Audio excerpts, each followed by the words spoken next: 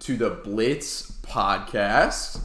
We got a late night record session we got going on here. We've had some busy schedules, man. I mean, I just started kicking on my internship. We just had opening day today, and so this is it's during the summer months. It's hard to coordinate on times, but hey, we've got a late night stream going on right now for those of you into it, and I mean, I'm fucking hype. I'm ready. Mitchell, how we feeling?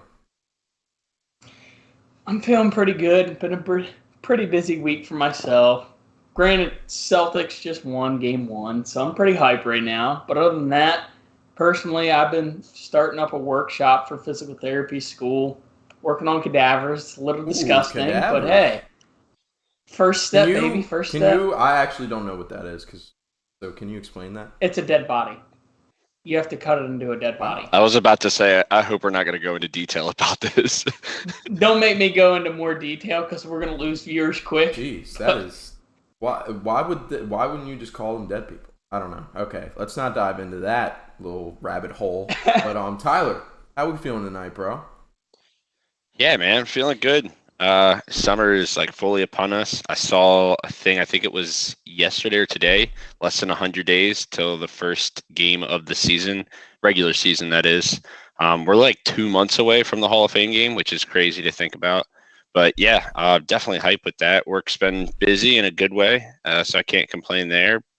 Yeah, life's good. Lager's birthday is coming up here in the next week, hopefully, so he's gonna be a year old. Are we gonna be able to see Lager? Maybe make an appearance on your screen a little bit? Yeah. Maybe try to shoot your mic up. I mean, not intentionally. I know he just eventually makes his way in there. So. Yeah, I've got him separated right now, but I might invite him in. He's laying down. It's like 11 o'clock here, so he's definitely a little tired, but yeah, life's good. You, Lager. We feel you, man. But for sure. We've got not as crazy of a division to cover today. We got the Afc South.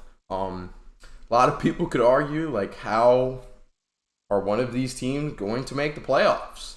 I mean, not a lot of them did anything great in the offseason. But there's some interesting stuff to talk about for sure, on the departure side at least, and then on some decent additions for some teams. But not as crazy as the other divisions, but still some stuff to talk about. So without further ado, let's fucking dive head first. Ooh, Blitzpod After Dark. Exactly, Taylor. Or Tanner. Why did I say Taylor? Usually Taylor's the one commenting. Yeah, man. Late night pod. You know what it is. But all right. Everything's better at night. Yeah, dude. I mean, I feel like the debate's gonna be rampant today because we're kind of like we're all pretty tired. So like that, like with the live show that we did back almost like a year ago now, something like that. But oh yeah, December. Like 6 months. Yeah, like right around New Year's. And those debates were something else. So maybe we'll get a little taste of that tonight. So all right, let's dive in, boys. Head first into the first team that we got, and that is possibly the most interesting team in this division, and that is the Indianapolis Colts. So, on the addition side, they bring in Matty Ice. Matt Ryan, they trade for him to get him over from Atlanta to Indianapolis. It was kind of an interesting situation because it seemed like Matt Ryan was slated to be a Falcon forever almost, and then they were high on the Deshaun Watson stakes, and Matt Ryan was like, "Oh, that's how you feel, huh? All right, let me tell my agent, reach out," and then not too long after that, he ends up in Indianapolis. So good for Matty Ice. And also on the addition side, I mean, obviously the greatest footballer of all time, Mr. Phillip Lindsey. If you don't know what you're talking about, if you don't know what we're talking about, go give some podcasts like about a year ago a listen, because we had a Phillip Lindsey, almost a whole Phillip Lindsey episode this time last year. So, but yeah, Phillip Lindsey finds himself on another NFL team. So congratulations, man. Still fucking doing the thing. But they also bring in Alec Pierce in the draft, I believe. wide receiver. And where'd he go to? Where'd he play college ball? Cincy. Cincy? Sweet. Yeah. Okay. And then they also bring in offensive tackle Bernard Raymond, who was a projected first rounder for some, but did not end up going in the first round. Central Michigan, correct? Yep. Yeah. Yes, correct. Tanner says fuck Phillip Lindsey. So okay. Personally,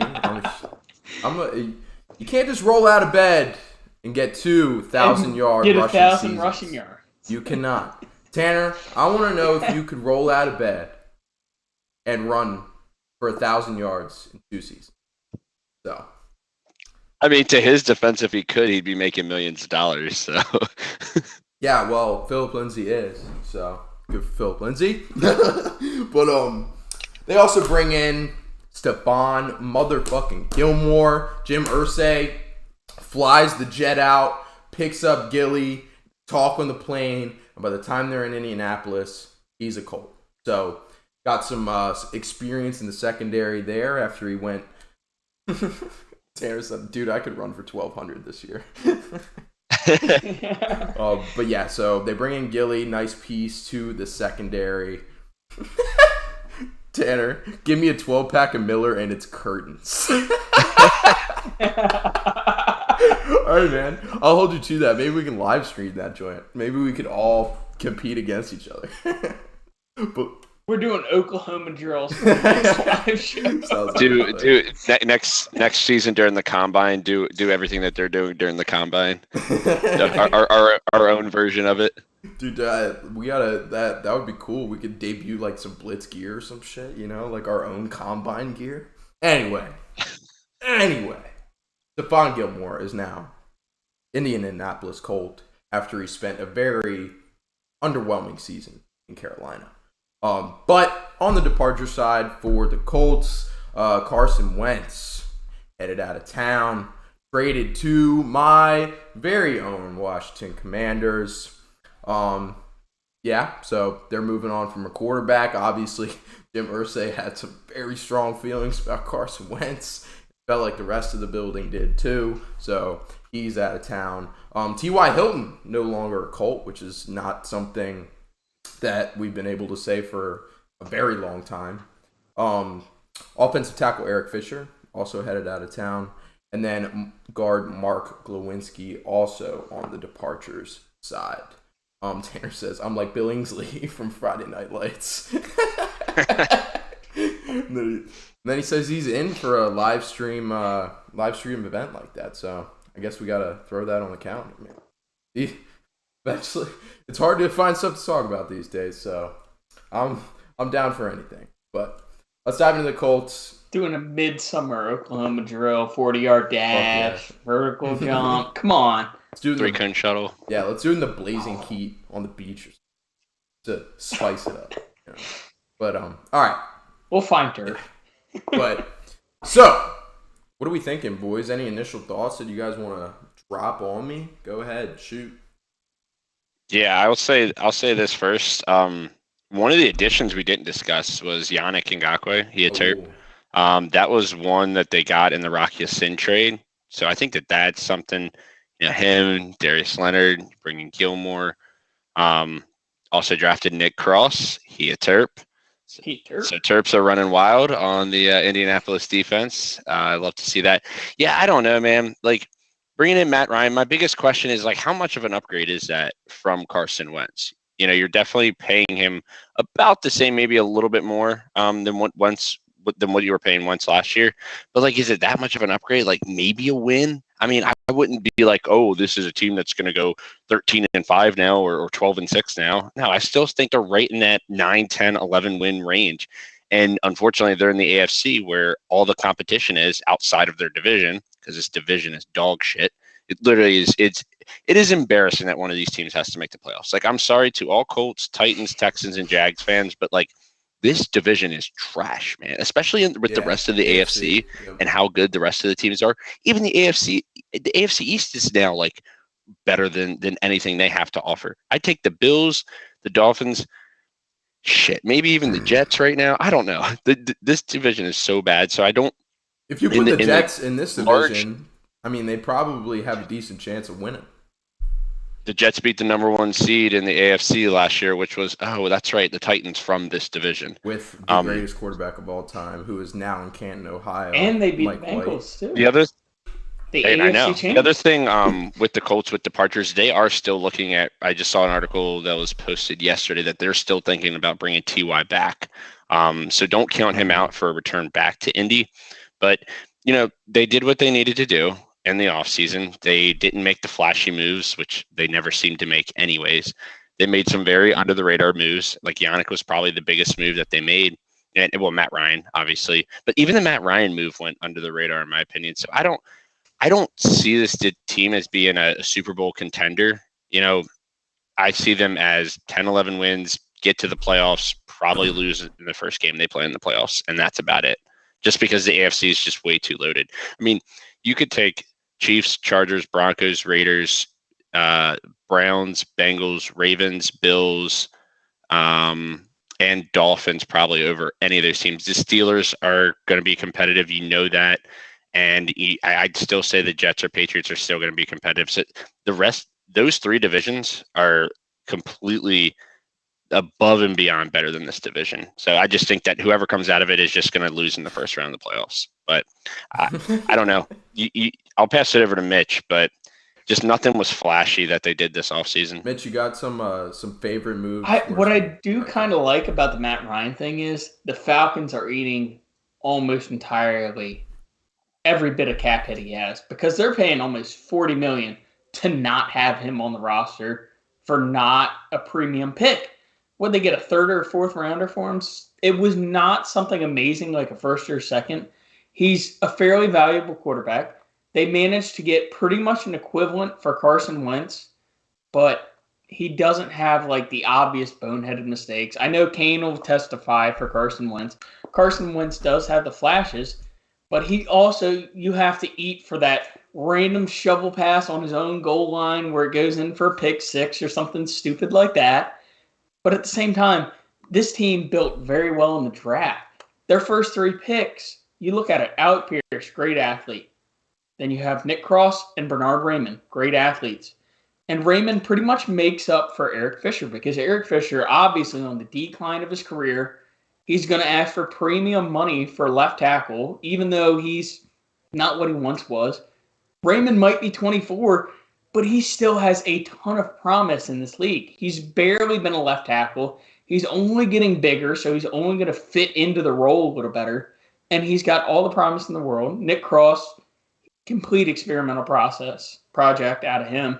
And then Alec Pierce, semi-redundant with Michael Pittman and that bigger receiver, but he's got so much athleticism, you can just kind of work with him. And then you look later in the draft after them, Giovanni Woods, the best tested, athletically wise, tight end ever over anybody. Even though his tape doesn't really show it, there's still a lot of promise out of what they've drafted, and they were already a solidly constructed team. Yeah, it is funny how they're moving on from one Central Michigan offensive tackle to another Central Michigan offensive tackle. But yeah, Jelani Woods, great signing at tight end. They'll pair him with Mo Alley Cox, probably, who's also athletic as can be, former VCU basketball player. Yeah, I think he's trash. But yeah, that's my thing. What's up? I think Mo Alley Cox is absolutely trash. You can say that, but he's still athletic as fuck. Yeah. Like you can't deny that. No, I didn't say he was great. I just said he's athletic as fuck. He's really good at the knockouts and OTAs. Don't get me wrong. Really good at that. Don't get me wrong. I don't know. What's your guys' like overall grade for their postseason? Really quick, I want to ask you guys, how similar is this Matt Ryan acquisition to Phillip Rivers back when the Colts got Phillip Rivers? Where would you put Matt Ryan in line with Phillip Rivers when the Colts got him? Because I feel like it's almost like eerily the same. You want the Chargers fan to go? You can go at it first, Mitch. I'm going to say it's a slight notch below, just because Phil can make up in the play calling and adjustments at the line a little better than Matt Ryan, because we had shit centers for years, and Phil was calling out the blitzes and everything right at the line of scrimmage. He just added a little bit of element of just awareness that Matt Ryan might not have, because he's actually had a decent offensive line the past few years and in the past, as opposed to what Phil was given. See, I think it's a slight upgrade compared to Rivers because you're getting more out of him. Like, he just turned 37. I'd at least say you're going to get 2 years out of him. What'd they get out of Rivers? 1? Yeah, and one, he didn't even. But you're expecting a game manager out of either. You have Jonathan Taylor in the backfield now. You can't expect him to be airing it out to pretty much just Michael Pittman and an unproven Alec Pierce, Maybe Giovanni T.Y. Woods. But yes, I know what you're saying. I still feel like when they went out and signed Rivers, they did not have the same expectations that they have for Matt Ryan, in my opinion. Yeah, I kind of agree with that. I think they're going for it this year or next year. Yeah. Whereas I feel like Phil Rivers was just a timey over year. Yeah, no, I pretty much agree with that. Why? What makes you think your set of opinions? Why are you going your way? Yeah. For me, I'm going my way because they had that team in place before Andrew Luck was pretty much done for. They had the full team set up pretty much, and they wanted a competent quarterback that they thought could actually manage a chance at winning a Super Bowl. I don't think they think Matt Ryan's really the guy who's going to take them to the Super Bowl either at this point. I mean, you got to look at the AFC at this point. Tyler mentioned it earlier. This is probably by far the worst division. Even the AFC East looks way better at this point. But it's just such a discrepancy at this point. They just want to be competitive. They want to sell tickets, I think. I think that's got to be a major part of it. Jim Irsay just wants this team to look good still, give a little bit of hope because they are solidly constructed overall. But I don't think there is much promise. Granted, Phillip Rivers, Matt Ryan, you're pretty much equal on actual quarterback play at this point in their career. Ryan probably can throw a lot better downfield. Rivers can throw a lot better in that intermediate to short range at this point in their career, because that was all he was doing for that last 5 years of his career anyway. Who are they going to throw? I mean, let's be real. Let's be real. Mitch chose Rivers because of his bias. I mean, don't bullshit it. Don't sugarcoat it. You know it. I don't know. Matt Ryan has Mitch. been rough the past few years. But who's he had? Rivers I mean, Julio doing... was there, obviously. But, like, he's been in Calvin and out. Ridley until halfway last year. Calvin Ridley was probably a top 10 receiver before one of those two quarterbacks has a Super Bowl appearance as well as an MVP. One of them does not. And one of them blew a 28-3 lead in the Super Bowl. At least and it was a rough year for the MVP. I mean, you look at the quarterback they just traded away. He probably should have won MVP if he didn't get hurt. That's very true. The year he did it. I mean, they're probably on par there. Phillip Rivers was just kind of stuck in the primes of Brady, Breeze, Manning, Rodgers. But Phillip Rivers was not as good as those guys. Straight up. Like, he was just – it was those guys. I mean, Matt Ryan's not as good Matt as Ryan has not been the same since the Super Bowl. At a time. There was quite a decline. Matt Ryan was in that conversation. Are we going to act like there wasn't a massive decline from those, like, mid-2000s quarterbacks? 100%. I'm just trying to point out your bias. They kind of just carry the weight for everybody else, and that's kind of the point we're going at now, like the decade in between. Now we're getting all these great quarterbacks like Lamar, Herbert, Burrow, kind of Watson, I guess, Josh Allen. We're kind of picking it up where they left off, and you kind of get mixed in the bunch. And I think Matt Ryan was just kind of one of those intermediate guys, never elite, just great. Okay, He played at an elite level to get to the Super Bowl. But I would take him as processor over Matt Ryan. Who got drafted the same year in the first round as Matt Ryan? No, it was Flacco. It was Flacco. Yeah, they were the two quarterbacks who went in the first round. Where would you compare Matt Ryan's career with Matthew Stafford's career? Oh well, significantly up until last year. I mean, take last year out of the equation. I mean, Stafford was always given the short end of the stick. Detroit is not a hot And Atlanta spot for free is? agents. And And Atlanta Atlanta I don't know if slow Atlanta talent. really was either. Yeah. He had Julio, but Atlanta, Stafford. you get at least a Stafford little bit had of home fucking state Calvin advantage. Johnson. You get those Georgia guys I that know. love the That's what I was South. going to say is that he had Calvin. He had Megatron. Yeah. For like, he had him for a decent bit of time, but that team still Okay, sucked. I always look at these type of quarterbacks like in the same realm, like Matt Stafford and Matt Ryan and Carson Wentz, and like they're all right there where they're gonna be quarterbacks between like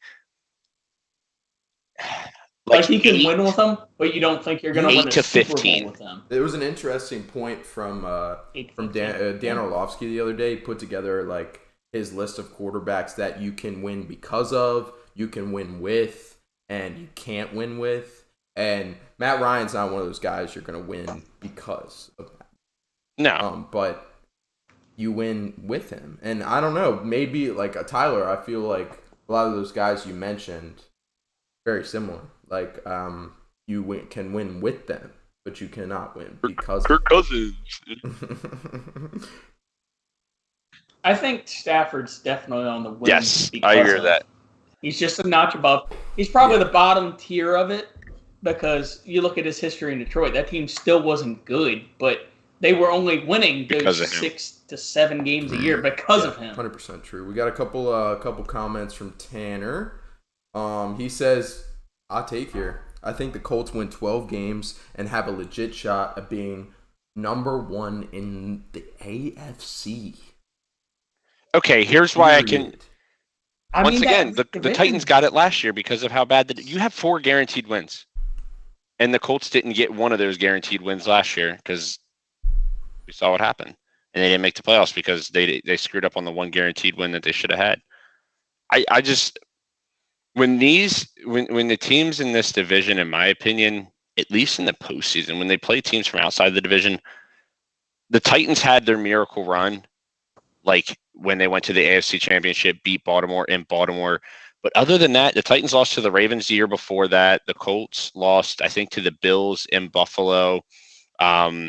Even going back with the Texans blew their lead against the Chiefs when they were up like 24-0 in the first quarter of that game.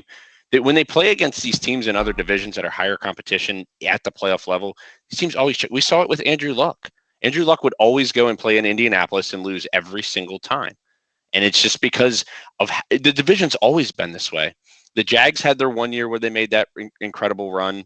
But like this division has always been at the bottom of the barrel, in my opinion. They've never had that formidable team other than when Peyton was there. When Peyton was there, obviously the Colts were the cream of the crop. But like other than that, I mean, Steve McNair, RIP, I mean, he was there. But historically, this has always been a pretty weak division. A couple more comments from Tanner. He says Stafford still has juice left. I'm not sure. Yeah, I agree. Matt Ryan has that type of juice. I don't know. Like, I feel like Stafford, you couldn't get in a better situation because you got the offensive guru, Sean McVay. You've got plenty of weapons. You got Cooper Kupp. You started the year with Bobby Trees. Then you end up with OBJ. You got Tyler Higbee there. Like, I think it was just the perfect storm for Matthew Stafford. I think if you put right, not Detroit, precisely. You had Von Miller and Aaron Donald and Jalen Ramsey. Right. That was the other thing is he. The reason they went out and got him is because he fit the mold of we are winning now. I don't care about what's going to happen in the next 4 or 5 years. I want to know what are we going to get in the next 2 to 3 years. And they got their one, which is why you do everything. But what do you think Stafford's got left? 3 good years? 4 or 5. 4 or 5. I mean, that man, offensive line, dude, which I they know. don't I hate have to right say now. it, Which is And I don't that think man you're took concerned. a beating in Detroit. Remember that. Yeah. I don't think finished the game on a broken collarbone. I feel like everybody's seen that at this point. But good grief, I don't he is think a fighter. that Matt Stafford has as much juice left as everybody thinks. I thinks he does. I think it was just a perfect storm last year. And, I mean, you can recreate that perfect storm, like, next year, maybe the year after. But, I don't know. Like, I mean, we saw signs from Stafford in his decline in Detroit. So like it's not like, but then he was put in the perfect situation. Looks phenomenal. I mean, if they're winning, you got to imagine he'll find a way to stay there because he still has. He's 3 years younger than. He's 3 years younger than Matt Ryan. Wow, really? So he's like. Yeah, he's 34. Matt Ryan's 3. That's why I said I give him like 3 or 4 years because we're starting to see the decline from Matt Ryan right now as well. It's like once you hit that, like what's Rodgers? Rodgers is right there as well, like 36. Right about 40, 39. He's 36, 37, right? Who? I think he's close to 40. Rodgers, yeah. He's 38. He'll be 39 this year. Yeah. Okay. Yeah. Him and Tom Brady are like the two anomalies where you haven't seen as much decline from them once they hit that 37, 38 year range. Every other quarterback in history, you've seen it. I mean, Peyton Manning, prime example. Even Drew Brees. I mean, I also think that the NFL is a little different now. That defense carried him to that Super Bowl. Horrible. Carried. I feel like quarterbacks can stick around a lot longer now just because of like the training that they go through and I don't want to say like advanced medications or whatever, but obviously Tom Brady and Aaron Rodgers take really good fucking care of their body. And I don't think that dude's doing that. So for sure. Yeah, I think that's one thing. Couple more comments. I will say about Matt Ryan, I think definitely not as much juice as Stafford has left, especially considering the age. But I think this year, if you would have put Matt Ryan into a perfect situation like you did Stafford last year, I think you might be able to see similar production from Matt Ryan, but this is not the perfect situation. So I don't think that's good. Jake McLaren says, go Ravens. Thanks again, as always. Former Baltimore team right now. There's your relation. Come on. And then Tanner says the Colts are the Titans from last year. Exactly. I will disagree. Okay, but this is a different AFC. This is a different AFC this year. Is that a? It's a different AFC that they don't have to play. Is that a compliment to the Colts? What, me? They'll win a lot of regular season games and then blow. That's what I'm saying. I mean, that's exactly what I said is like they'll get in and then they're going to lose their first playoff game. They might end up winning the AFC because everybody else is cannibalizing each other. Right. Have we taken a look at the Colts schedule? Here, let me take a look. Schedule? No. They have to play the 2 seeds since they finished second. I got you. So they'll play the Raiders. They'll play the Steelers. They play the AFC West. East. Pats. They play and then the entire West. Ooh, that's not quite as good. Oh yeah, we play them. They play the NFC East as well. Oh, shaking in my fucking boots. I don't know. I mean, like all those. All 4 of those games will be toss-ups. All 4 of them will. They have a pretty good schedule though. About as the good game as to circle. The game to circle is the night before Halloween, October 30th. Carson Wentz versus Matt Ryan in Indy. That's the game to circle for the Colts, in my opinion. Oh yeah. Oh yeah. All right. When are they on? When are they on the road in Jacksonville? That's my. Hey, they get the Texans at home in Indianapolis for their final game. So they go at Jacksonville week 2. They're done with Jacksonville by week 7. Early. All right. They'll play them twice in the first 7 weeks. One last thing. In my opinion, that's gonna dictate their season, depending on what happens in those 2 games. Fair enough. All right. Well, we got receipts, man. We'll go ahead and look back at it. This time what? Week 15-ish, So, all right. One last thing. What do we think about pairing Stefan Gilmore with Kenny Moore? I'm pretty excited about that. I mean, that sounds like it. Oh, I saw Wentz. Not a fan of Kenny Moore? We don't. I mean, Gilmore's clearly a do we know what we're getting out of Gilmore? Veteran. Yeah, I mean, we don't know. He hasn't. He's still in a well above average corner. He's not the elite guy he was 2 years ago. I feel like there's some I feel like most corners have the lifespan of like a running back, where like they'll have like a couple of good years and then eventually their age just catches up to them. I mean, you'll have the anomalies, just like you have the anomalies with running backs, like Adrian Peterson, or I don't know, fucking who else was really good? Any of the Frank great Gore. Frank Gore. running backs. Who just Who'd you retired. say, Kane? Just any great running back. Is on you the know? pace to retire. Like, yeah.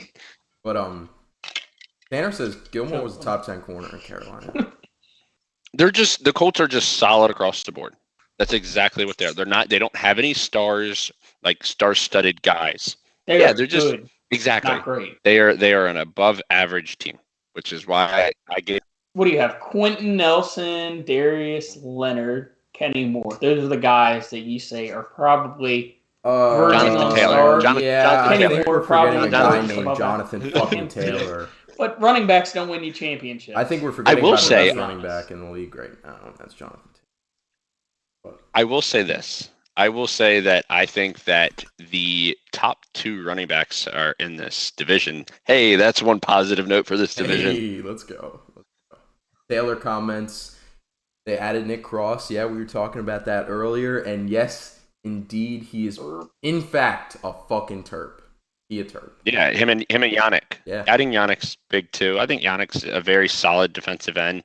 I mean, he'll probably get double-digit sacks. I wouldn't be surprised. Yeah. And they have They just drafted. Buckner, right? Yeah, they have Buckner. And then Buckner's interior. Yeah, they definitely need they an just edge rusher. didn't they just draft in the first round either a year or 2 ago an edge rusher? Who was it? Was it Boye Mafe? I feel like I don't know. Yeah, you're right. No, that was this year. He went Anyway. to I know who you're talking about. Yeah. Who did Boye go to? Oh, He Quiddy went to Pay. the Seahawks. Yep. Taylor Quiddy got Pay. us. Taylor got us. Quiddy. He was solid this year. He didn't Still flash first round enough pick. to No, and defensive of course rookie of the not. year. But I mean, he's a was first solid. round draft pick who was brought in to help that edge rush. So, but I will also say this. I do trust Rodrigo Blankenship. That is a special teams shit. weapon that I think that they do have that not a lot of teams in this division have. oh shit, I always if I can grab him in fantasy, that's always my guy. Either that or my guy Young Hoku. Always a baller. In a way, former Charger. Fuck him for not playing good in San Diego. So, real quick, let's rattle off our grades for this offseason and an over-under on the win total. It's sitting at 9.5 right now. I'll go ahead and go first. B-. And I'll go ahead and go over 9.5. Mitchell? What do you have them going? 11 and 11-6. Yeah, 11 and 6. That feels about right. How about you?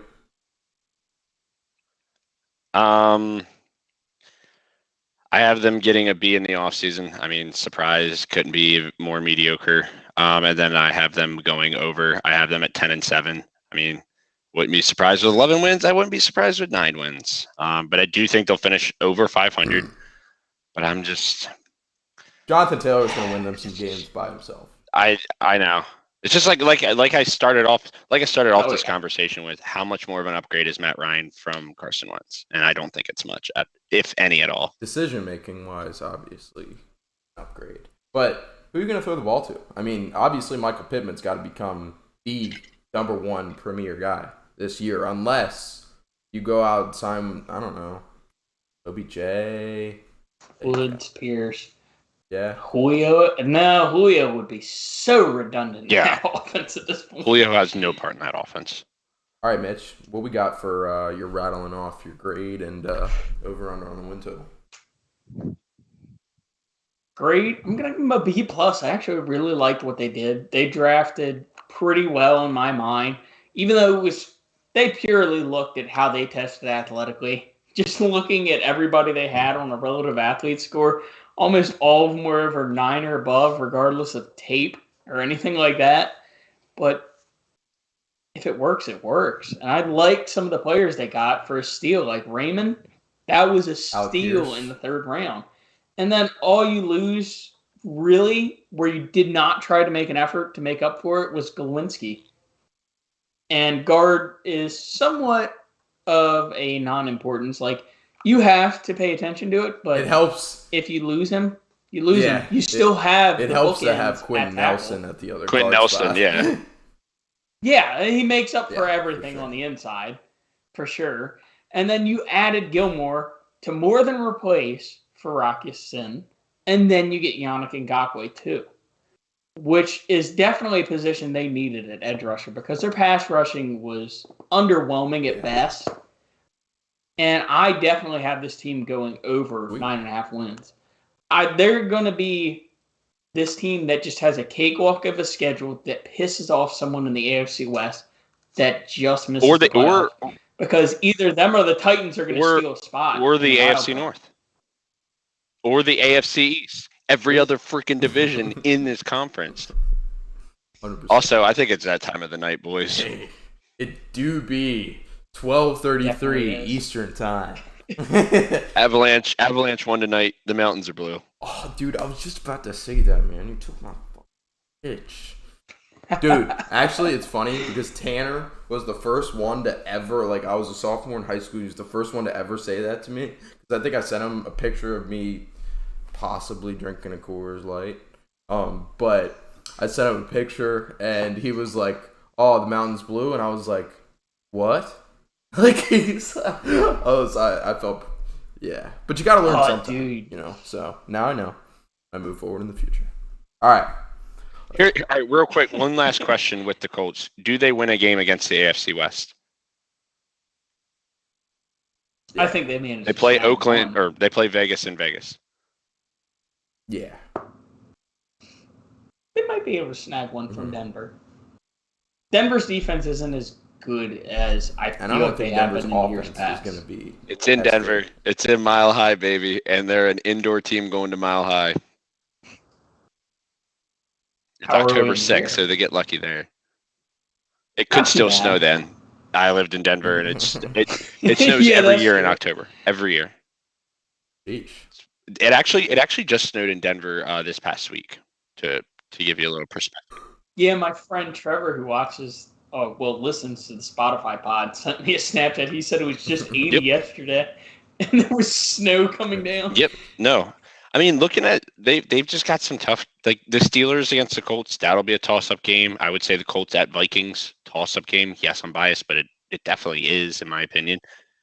I mean, the Colts had a lot of toss-up games last year too, where they were just, if they can control the clock and not make the dumb mistakes, like we said. Exactly. Yeah. All right. So with that, conclude the Colts talk, and we move on to our next team, and that is the Tennessee Titans, the former division champs and number 1 seed in the AFC from last year. So on the addition side, they bring in Malik Willis in the draft, which was surprising just because of how far Willis fell. And but yeah, now he's following up Ryan Tannehill, who's got, I believe, 2 years left on his deal. Ryan came out and said, I'm not here to be a mentor. I'm not coaching this dude. Like, and what'd you guys think of that? I'm curious. Like, what's your stance on quarterbacks saying I'm not here to mentor the next? I mean, he is correct. It is not technically his responsibility. His responsibility is to put this team in the best position to win now, which is what he's doing because he realizes I need to win in the next year or two, or any future I have with this team's gone. But at the same time, I mean, you are supposed to, as a veteran, be there to mold the quarterback that's behind you. I mean, it's always a fragile relationship. Like we've seen it right now with Jimmy G and Trey Lance. We see it with Rodgers and Jordan Love. We saw it with Rodgers and Brett Favre. Anytime you're having a quarterback sit under another quarterback as an understudy, they're not going to want to give them all the tricks, everything that they know. Bledsoe, I was watching Man in the Arena. Bledsoe didn't want to tell Brady everything. He would give him tips, but at the same time, you keep a couple of things to yourself. It's a veteran savvy move, but at the end of the day, I know that he's still going to help him. He was probably firm and said that because, I mean, if you were him, wouldn't you be a little pissed off that they drafted a quarterback? 100%. Oh, yeah. And sure. If you say as Tannehill that I'm going to be the mentor, then you're almost basically giving up the job right there. It's like exactly, and the competitor in him is not just going to do that, right. And he's not some quarterback like in his late 30s either. That's usually where you see the mentorship. And even in Rodgers' case, he wanted no part of that. Guys have too much ego to get over it. Tannehill's not necessarily one of those guys that is deserving of having that ego to not want to get rid of it. You want to know something wild? I don't expect any. You want to hear a wild stat? That. Matt Stafford and Ryan Tannehill are the same age. Wow. It is right there. Wow, that's fucking. How many draft classes before? Clerks out because Tannehill's been was chronically hurt in Miami, so we never saw him. I know he they kept weren't in the same class. Stafford had to be 2 years before, right? Yeah. He was. I know that. I think that might be right. 2012 is when Tannehill got drafted. I think it was 2010. Stafford was 2009. Yeah, you're right. 2009 with Hayward Bay, right? Yep, 2009. Wow. Yeah. Oh, he must have a really early birth or late birthday, and then Tannehill has a really early something. one. I have no idea, but yeah, I don't look too much into those comments from Tannehill going to Malik Willis. Me neither. He'll be fine. Yeah, you can't just give up your job because basically you're just saying oh, I'm just here to hand off my job. That's not an NFL quarterback. Hand off to Derrick Henry. Yeah. That's pretty much his job now. But all right. So on the addition side as well, they brought in Treylon Burks in the draft, first round. They traded A.J. Brown in the draft. So the theory is that Treylon Burks is supposed to be just a replacement for A.J. Brown. And I'll get into that in a second. They also bring in Robert Woods in a trade. I believe it was a 5th or 6th round pick. So nice grab there. Woods had. What's he going to be? What do you mean? I mean, he's coming off an injury. We don't. Yeah, and not just a. For sure. Pick, that's kind of after the hype. You have nothing. They had after nothing the hype when they traded for him. Well, they had AJ. After the hype that Bobby Trees got before the season last year, I can't imagine that he's not going to be good this year. Because from one of our very own, I think, with the podcast, right? Wasn't Jaden giving him all the hype in the world last year? It was.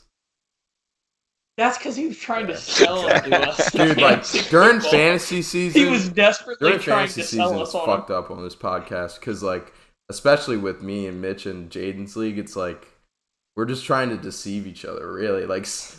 You don't want to give away some any of the real info that we're dropping is just fucking not true. just not our belief. But that's when you get the hot takes and all that good shit. So, all right. Let me ask you this though: who is better? Who do you think will be better? Let's give it 3 years: Julio and AJ Brown, or Robert Woods and Treylon Burks? Julio and AJ. I think I gotta. So you think that? I gotta go Treylon and Robert. I mean, what are we talking about last year? That wide receiver duo was pretty duty. I mean, if Julio goes to the Packers this year, that will make up for his lack of production in the next few years because he's likely going to get a 1 year, and he's already declining, but he's going to be the number one if he goes to a place like Green Bay. And then AJ is obviously the most proven commodity out of all four, though. For sure. Okay. And I just wanted to throw that out there because that's essentially what they did is they got rid of those two and brought those two in. Right. No. All right. So we might as well dive into it now. Treylon Burks is not a replacement for AJ Brown. What are we talking about, guys?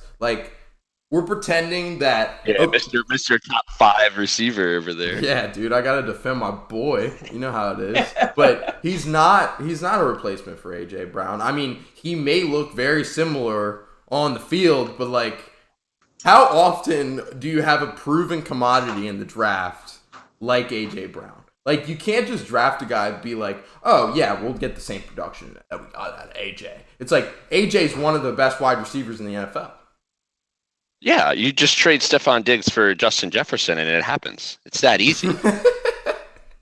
Fair enough. I mean, if you're a fucking Vikings fan, that's every team should do that. Just have the team before them draft Jalen Reagor. Boom, take that, Eagles fans. But yeah, no. Obviously, you're not going to get the same production. Maybe not next year, but you're also saving a lot of money by not paying him. What did he get? 25 mil, 20 mil a year. So that's a significant part about it, is that you're saving money with that, because you've got a good amount tied with Tannehill and Derrick Henry. I mean, those are two guys. And Robert Woods, I mean, what's he getting next year? I don't even know. I think it's like 6 mil or something. I don't think it was massive. Okay. But you're coming up on having to pay Jeffrey Simmons, Byard. I mean, there's a lot of centerpieces they need to pay. So Taylor Lewan probably won't get a ton because he's been spotty, but you need to pay him something. What do you think about the whole Traylon Burks for A.J. Brown basically being a side-by-side comparison to some people, Mitch? What are your thoughts on that? I mean, body comp, you look at him, you're like, wow, they're the same size. There's so they many about the same and everything like that. But he is not the receiver AJ was coming out of college. He was a gadget guy. AJ was a motherfucking dog at Ole Miss, man. Dude, can you imagine AJ Brown and DK Metcalf and trying to defend those two? I don't know. I know. It's absolutely ridiculous. I mean, we're talking about how physical and how athletic AJ Brown is and how he's a dog. Shit, DK Metcalf was on the other side, who was probably more athletic than him. I mean, you just had to guard go routes. Neither of them are that great. Yeah, they're just athletic as fuck, and you just get them the ball in space, and they'll do what they got to do with it. Yeah. All right. So, also on the addition side, they bring in tight end Austin Hooper, who signed a fat contract. Yeah, signed a fat contract with Cleveland and just kind of shit the bed. But they also brought in Roger McCreary in the draft, which was nice. He locked up plenty of dudes in the SEC all year. Nice pickup out of Auburn. But the departure side, a little bit more notable because lead off the list with A.J. Brown. They trade him on draft night, and I'm sure you guys saw it, how pissed Vrabel looked. I don't know if he was actually pissed. Who knows? Because I imagine that he knew they were probably there was probably a good chance. I mean, he had said he didn't want to get rid of him, that's true. too. But there was probably knew that there was a good chance that they weren't going to get with all this money getting out right now. So, but also on the departure side, Julio Jones, guard Roger Saffold, linebacker Rashaan Evans, and linebacker Jayon Brown. So, favorite moves, worst moves, thoughts on the draft. What we thinking, boys? I like the Roger McCreary pick. I don't mind that. I think that their secondary is actually not terrible. Christian Fulton, Caleb Farley, they're Roger McCreary in there. He's got Byard, Hooker as well. I think that their secondary is pretty solid in my opinion. It's young too, which obviously helps. Like you said, they're going to have to pay Simmons. Harold Landry's still there. And I think, honestly, one of their best picks might be Hassan Haskins. Dude was a beast at Michigan, and he's going to get some backup duties to Derrick Henry. And, I mean, we never knew Derrick Henry could get hurt. We didn't even think that was a possibility up until last year. But now that it's happened, you never know. Like we've talked about, running back lifespans, they're not anywhere near as long as other positions in the NFL. And if he's to get injured, I mean, Hassan Haskins can handle the ball. I mean, he's electric in space. He's great around, inside the red zone as well. He's a good receiving back from what I remember as well. So, like, I think that he can absolutely fill the void, not to obviously what Derrick Henry did, but better than who they have last year, like Jeremy McNichols, Deontay Foreman. Like Hassan Haskins, in my opinion, will be better than what they had there. So I think that, in my opinion, is probably their best pick. I obviously like the Traylon Burks pick. I don't think it's a bad pick. I think it's an expected pick. And I like their McCreary pick too. So I thought they did pretty well in the draft. Nothing that's going to blow you away, like every other team in this fucking division. But it was solid. I mean, I don't know. Like when I was going through draft grades, like before when we were preparing a post-draft episode that never happened, I had the Titans like top 3 drafts because bringing in 3 big name guys, Traylon Burks, Roger McCreary, and Hassan Haskins, like you mentioned. That's Hassan Haskins, an absolute, like I like you said, he's a dog at Michigan. I mean, you saw it at the in the Ohio State game. Absolutely balled out. So in the snow and everything, like he's a baller. Yeah. So They also drafted Okonkwo, the tight end. Oh yeah, you're right. He a Terp. They also drafted Chance Campbell. He a former Terp. Ooh. This is an all Terps podcast. I don't know if anybody's aware of that, but yeah, a lot of Terp mentions here in the AFC South. No. So yeah, I mean they got good pieces in my opinion. And Chance Campbell was a fucking beast at Ole Miss. I mean, I know his size and his metrics and aren't probably going to translate to the NFL, but like he could be, a backup role and be around for a couple of years. So yeah, I thought, Kane, you mentioned it, their first 3 picks, I thought they went out and got exactly what they needed, and hit the nail on the head with all 3 of those picks. For sure. All right, do we want to go ahead and dive into our over/under on the win totals and our overall grade for the offseason? Feeling it? Do you guys think Malik Willis has a chance at playing in significant time at all this year? Like, do you think that there's a chance that he could take over Tannehill at any point this year? I mean, the chance of injury, but other than that, I think he's a project for the future. He doesn't really mesh well with what Derrick Henry provides. We've already seen what he'll provide with Derrick Henry and Marcus Mariota, because you're going to have pure shotgun and read option, which is not an offense Derrick Henry works in. And that is the core of this offense. Fair. I mean, but if you're drafting him, do you think the Titans are looking at the future? I do think that. You think so? Okay. So how long do you think? Oh, he's frozen. Let's see.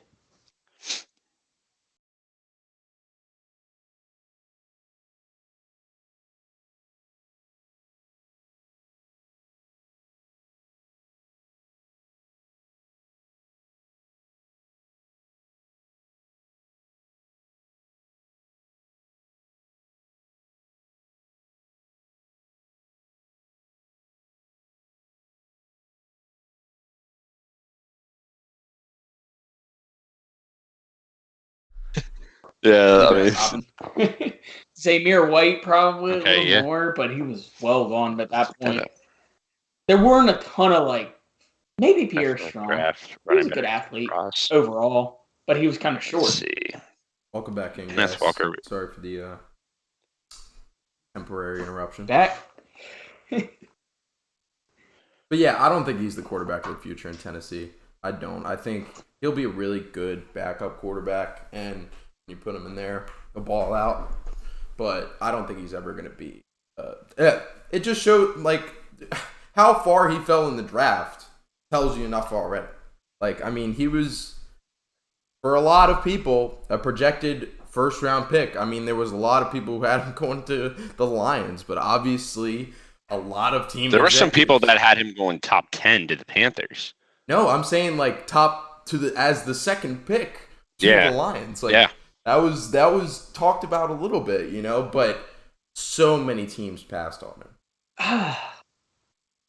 I think there's a succession plan in place, though. You pretty much have Tannehill and Henry in this set offense the next 2 years. That's what I was going to say. What do you do in these next 2 years? You build around what Malik Willis can do for these next 2 drafts and just kind of hope you win games, maybe get lucky, make a run. Other than that, I think he is a succession plan because he has that ceiling that everybody was considering him to be a first-rounder for, yet let him slide. The other thing that I will say with the quarterback market is, if you are going to move on from Tannehill, are you going to look to the draft? Because if you're not going to look to the draft, who's going to be the next big name available free agent quarterback? I know we saw it this year, and this year was kind of crazy. And I'm wondering if it'll set a precedent or if this year was just an anomaly and you'll see all these young quarterbacks get signed to mega deals here soon.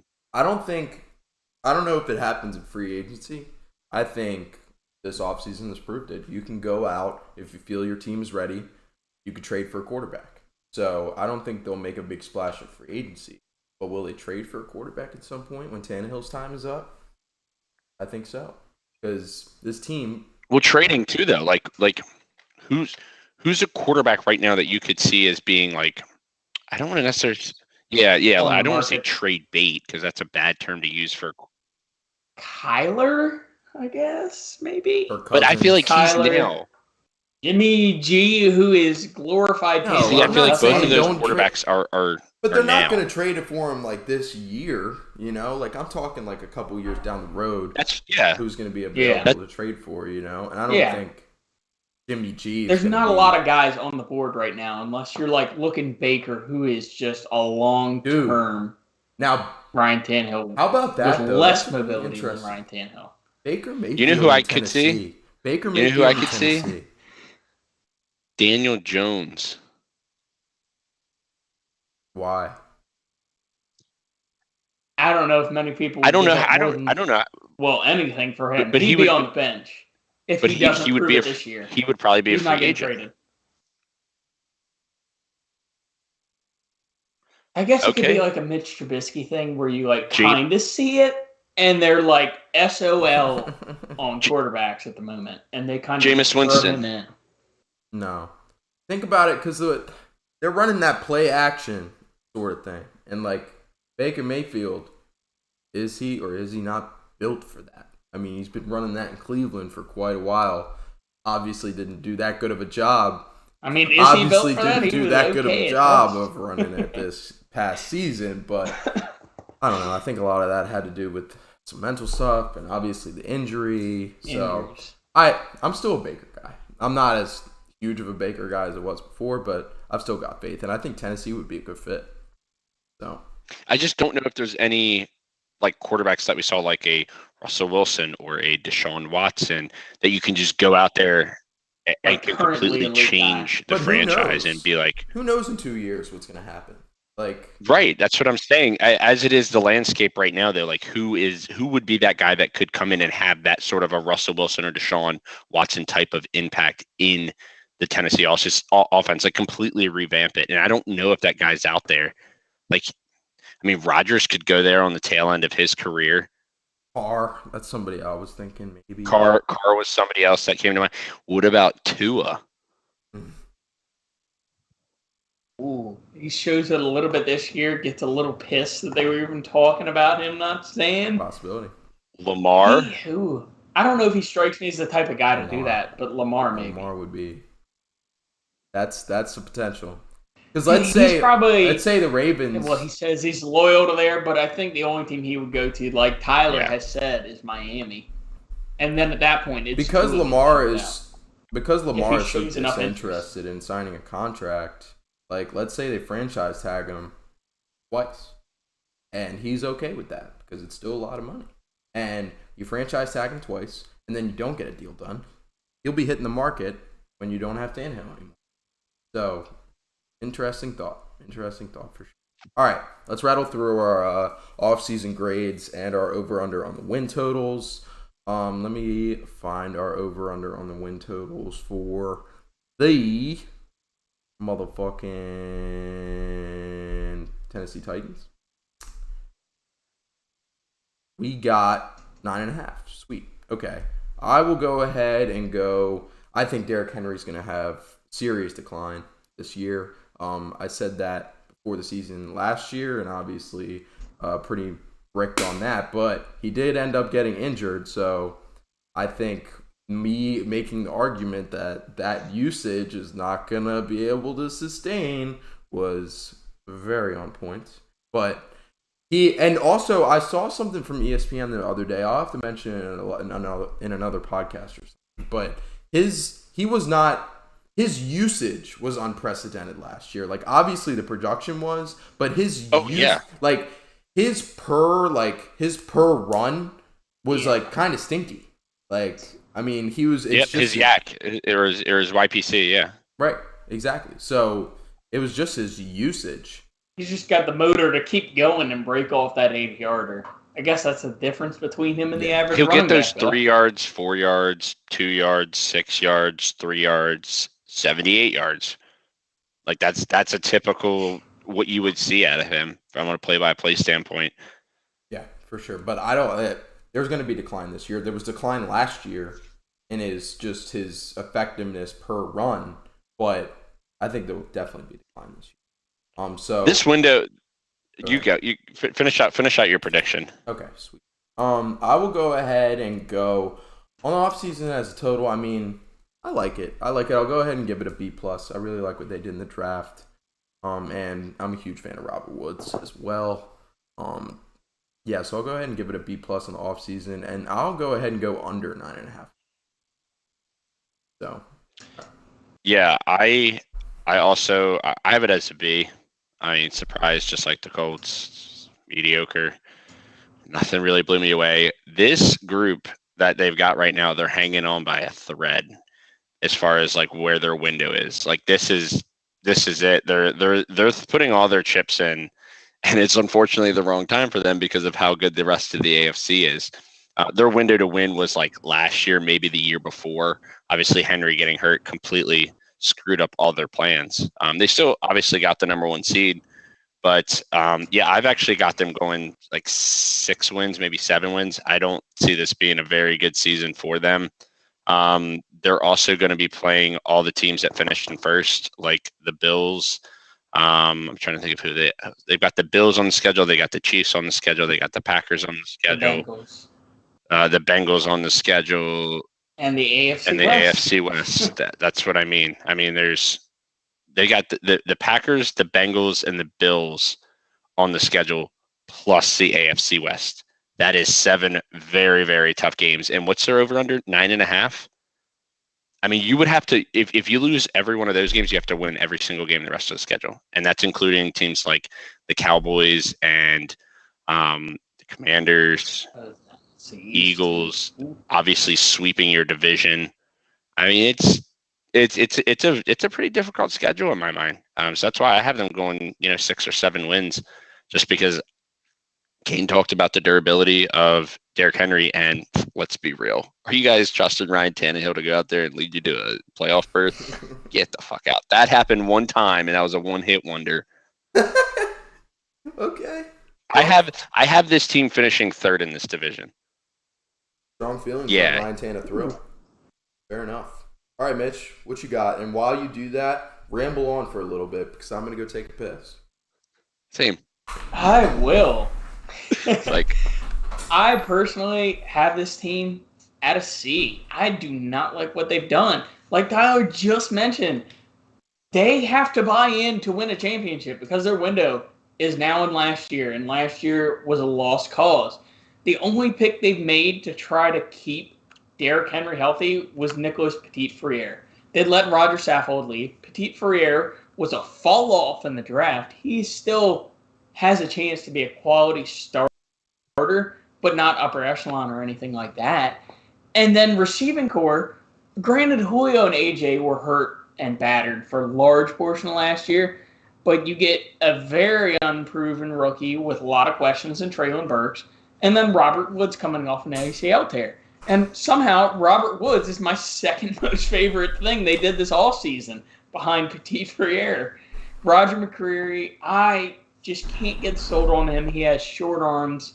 He just does not quite stand up to the physical intangibles that you want out of an NFL corner.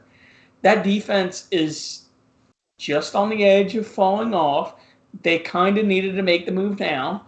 I don't like what they've done. I'm going to keep it at a C, and I think they're going to bounce around 500. I don't think they're going to get above 9 wins.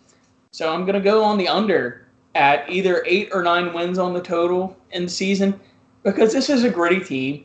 They can control the clock as long as Derrick Henry's on the field. They'll win some of those games against harder teams, but they have a rough schedule. And if they get one injury, it kind of derails the team. We were just talking about Jonathan Taylor winning games for the Colts by himself. I think that the days of Derrick Henry winning the Titans games by himself are possibly over. I'll win a few games on his own. That's the only way. They have the Titans have a stretch where they have at Kansas City, Broncos at home, at Green Bay, Bengals at home. That's a tough 4-game stretch. I mean, in their first 4 games, they're starting with at the Giants at home, at the Bills, Raiders at home, at the Colts. I wouldn't be surprised if they start 1-3. Not at all. I mean, we've got all across the board. Oh yeah, we have them And finishing under 9.5 wins. So And here's and to come back to Hassan, I like Hassan Haskins. I just don't. They're going to try to force him into a Derrick Henry role, which I don't think. well, they he is would if going they to be didn't able to have work Derrick in. Henry. He's a dog, but he's a dog in the pound. He is not in the ideal situation right now. He needs to be looking to get adopted by anybody else in the league right now. All right. Good shit. Good shit. All right. Let's move on. All right. How long are we going to spend on the Jags and the Texans? Let's agree that maybe. I think the Jags can be quick. There is not a lot to like about them. The Texans, I guess there's more promise. Whoa. We are definitely talking about the Jags. All right. Let's do it. Let's dive into it. All right. So, on the addition side, they bring in Mr. Dougie Peterson as their new head coach after saying goodbye to possibly the worst experiment in the history of the National Football League, which was Urban Meyer with ladies grinding on him at various bars across, I believe it was in Cincinnati, after a Thursday night football game. Columbus. But yeah, he's no longer an NFL head coach and probably won't find a job anywhere ever again. But now they got Doug Peterson in there, former Super Bowl winning head coach for the Philadelphia Eagles. So gotta like that, you know. They bring in wide receiver Christian Kirk, who absolutely broke the motherfucking bank. We were talking about it on a couple podcasts ago, maybe just a podcast ago, that Christian Kirk was the one he was the first domino to fall, which made basically, I don't know, there's an argument to be made that without the Christian Kirk signing, that this offseason isn't nearly as crazy as it ended up being. So it would have. It was inevitable of who was going to be the one that would reset it. Okay, all right. Somebody was going to sign a huge contract. Well, somebody was going to sign, but I don't know. I feel like he is just such a minuscule player that got so much money that people I'm are better like, than that guy. I am 10 times the player he was. I need $10 million. I'll say this agree with that, because of Tyreek Hill, like, obviously he's going to get his money. Like, it's Tyreek Hill. Like, not a lot of wide receivers in the NFL can honestly say to themselves, I'm probably better than a Tyreek Hill. I'm probably better than a Devontae Adams. That's not the case. Are you better than Christian Kirk? I would say 50% of the wide receivers in the National Football League are. So that's when they saw the money that Christian Kirk got, they were like, this dude's getting 4 years, $75 million? Shit. I'll go hop in, ask for my new contract, and I feel like that's... Well, what's your argument, Tyler, against that? I want to hear it. No, it might be... I think it's the second worst contract signed this offseason. Number one goes to Mr. David Njoku. I have no idea what the Browns were thinking signing that guy to that much money, that much. I mean, just was blown away by that deal. Obviously, this Christian Kirk deal was awful. I didn't like the Brandon Sheriff signing either, to be honest. I thought they gave him way too much. I don't dislike them bringing him in. I dislike with how much money they gave him. We were talking about the Bengals early on and what they did in a previous episode and what they did with their line where they got like 3 pieces for the price of 1, which was the equivalent to Brandon Sheriff. What the Bengals got was 3 pieces compared to 1 piece, which is Brandon Sheriff. And I think those 3 pieces collectively will be better and more productive than the 1 piece in Brandon Sheriff. Cam Robinson franchise tagged him. Solid. I think the biggest thing that isn't marked on here is getting Travis Etienne back. And it's not labeled as an addition, but it basically is an addition. You're basically getting a first-round pick once again, though, coming off a torn ACL, I believe. So, we talked about that with Robert Woods. We don't know what we're going to get, but you're pairing him back up with his college quarterback that they had so much chemistry with in college, and you're pairing him with a guy that kind of had a breakout year in James Robinson. So, I like their backfield. I think that their receiving core is one of the more underrated receiving cores in football, believe it or not, because they also brought in Zay Jones, who I thought had a very good end of the year with the Raiders once everything happened with Henry Ruggs. So you got you got Zay Jones, Marvin Jones, Christian Kirk, Laviska Shenault. I think that those four could arguably. Okay, who in this division? Didn't they give Zay Jones $10 million? Zay Jones is one of the worst wide receivers in the end of NFL. the It's not even season? fucking close. He was the only option. Okay, I don't know all right, about that's a worst, strong but that's a that's strong not $10 opinion. million a Okay, year. but he was being thrown the ball in Vegas because he had to be thrown the ball. They were trying to use him as a deep threat when he's slow as fuck, dude. There were so many balls where Derek Carr let that thing go, and Zay Jones is hustling to catch up with it, and he just can't because he's trash. So Ask Ravens fans about Zay Jones. yeah, what do they got to say about Zay Jones? I mean, Zay Jones caught the game-winning touchdown on a deep ball against the Ravens in overtime in Week 1 last year. That's just one example. That's just one example I'm giving. And I think he had a very big catch against the Chargers, if I'm not mistaken. I think he had a pretty good game against.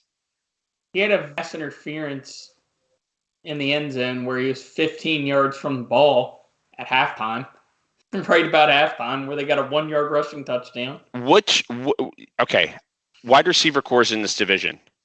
Who are you saying has a better wide receiver core than them? And I'm not. I know that I still think the Titans are above them, even though I don't like Trey. they have two. Titans. Who's their third and fourth? Nick Westbrook, Ikena, Dude. Who was the tight end they just picked up? They picked up Hooper. He's okay. Jeff Swain. I don't Jeff mind Swain. the Colts receiving core. It's Jeff Swain that they picked up. Just Swain. I think. I don't mind the Colts receiving core, and I like Brandon Yeah, Cooks I was gonna say and John Mechie as Brandon a duo. Cooks is John easily- Mechie coming off a terrible injury as well. Yeah, I mean, but you're pretending like ACL ACL injuries and kind of the new careers. Like ankle they do sprain. sometimes. If you don't have one, you weren't playing hard enough at this point. What'd you say, Kane? You're acting like an ACL is like just a career ender straight up. Like, I mean, we've seen. I'm not saying it's a career ender, but they might not be the same exact player. They might not be explosive as what they once were. Fair. It's not quite. I don't think that that's the case as much anymore. Like back when Adrian Peterson tore his ACL, the rehab's gotten way better. Back when than Adrian that. Peterson tore his ACL, that was the case. You didn't know if a player was going to come back. That's why it was so unprecedented when Adrian Peterson came back from the ACL. It was so great. But I don't think that Rushed for 2,000 yards. I as a Vikings fan, I know a little bit about ACLs. I was at that game against Washington where it happened too. No, I totally get that. Imagine But that. At FedEx Field, somebody tears their ACL. Imagine that. Who would have thought? 1 through 4. I don't think the Colts have the same depth. I mean, the Texans, like you said, you're depending on John Mechie as your number 2. I mean, they have Nico, I like John too. Mechie better than Christian Kirk. They have okay receivers. I like John around. Mechie They're better just than Christian Kirk. not ideal. Whoever else you said. I mean, Laviska Shenault, I'm a fan. Zay Jones stinks. Marvin Jones I do stinks. not like Laviska. Marvin Jones Laviska's is past a his complete day, killer. man. And Jaden brought up a great point. It's like a top 10 paid group, that wide receiver. And should it be? In this division, no. it's the best. In my opinion, it's the best receiving core in this division. Okay, but I'll throw this at you. Traylon Burke gets hurt. What happens to the Titans? Michael Pittman gets hurt. What happens to the Titans? If Christian Kirk gets hurt. What happens to the Jags? I mean, you got. They have the depth. I mean, the Jags still underwhelming. They have the depth though. Like they're not hampered by one guy. I would not say They got a couple of Zay names, Jones man. is probably They got a couple on of par names. with. He might be less than like what T.Y. He's Hilton your would be fourth. if he resigns.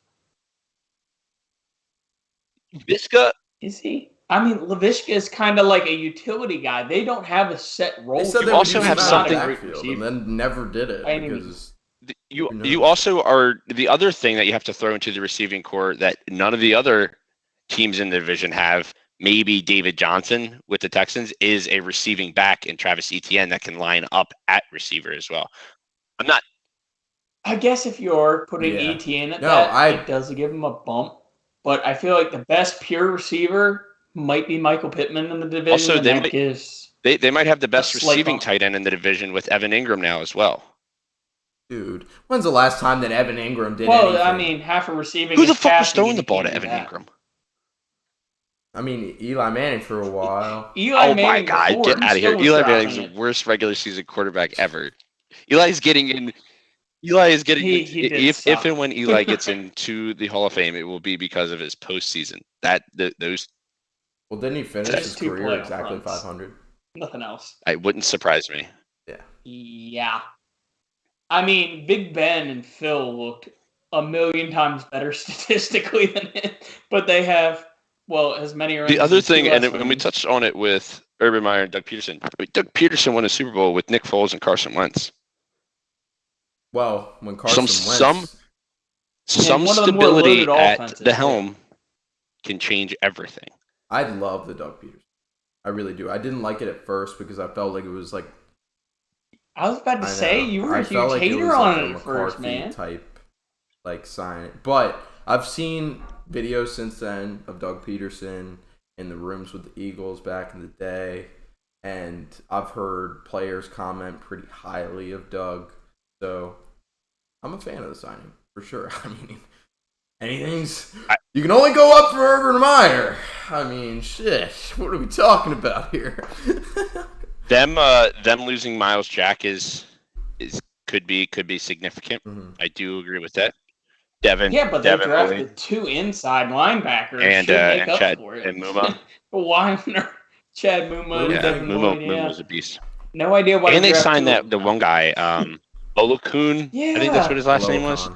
Luakon. Yeah, they gave him I will say this: they gave up. They gave big contracts.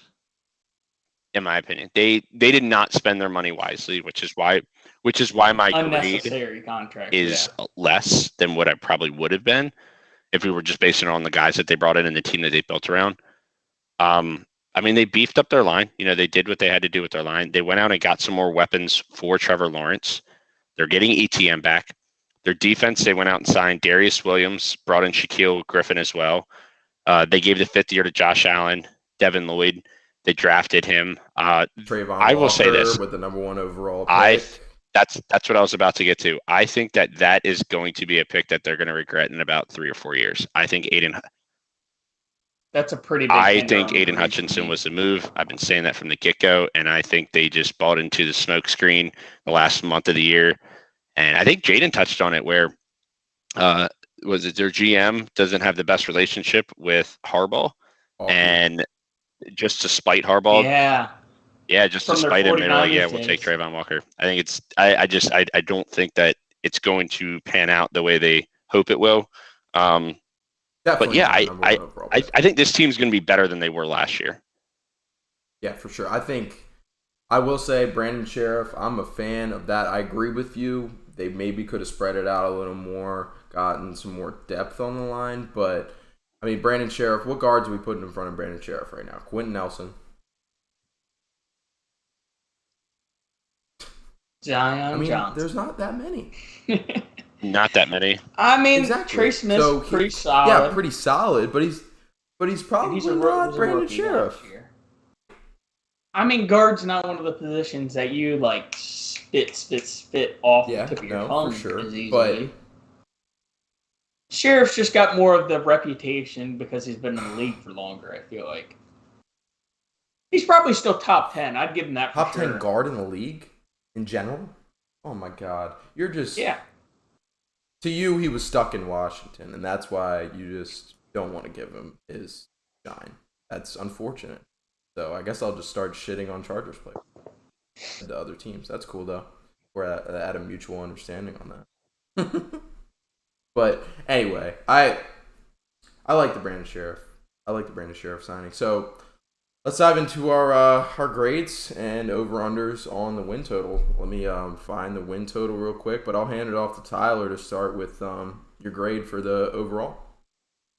Yeah, I have them at a B-. I know that you guys are probably expecting like a B+ or an A-, but the deal to Kirk is too much. The deal to Sheriff is too much. The deal to Olakon is too much. I don't like the Trayvon Walker pick.